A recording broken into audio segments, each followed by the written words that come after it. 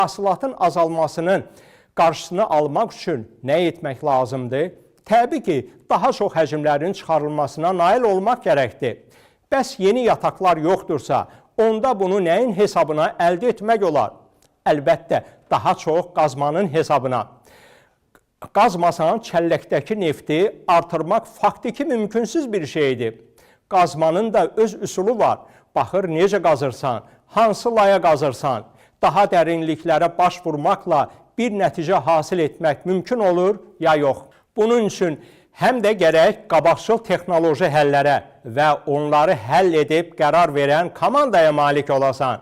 Bizim Barel bu həftə Azərbaycanın neft sənayesi tarixinə yaxın zamanlarda düşəcək əlamətdar bir hadisədən xəbər tutub. Belə ki, quruda yerləşən dərin neft laylarına çatmaq üçün ölkəmizin tarixində ilk dəfə olaraq quru yatağında üfüqi neft quyusu qazılacaq. Hazırda Azərbaycanın ilk özəl enerji şirkətlər qrupu olan GL qrupun rəhbərliyi altında Salyan Oil Limited əməliyyat şirkəti tərəfindən istismar edilən Kürsəngi və Qarabağlı neft yataqlarında yeni qazma proqramı çərçivəsində 3 dərin quyunun qazılmasına hazırlıq gedir. Proqram çərçivəsində 4000 metr dərinliyə qədər gedən bir quyunun qazılması planlaşdırılır. İkinci quyu isə 4400 metr dərinlikdə yanal uzunluğu təxminən 400 metr olan quruda qazılan ilk üfüqi neft quyusu olacaq.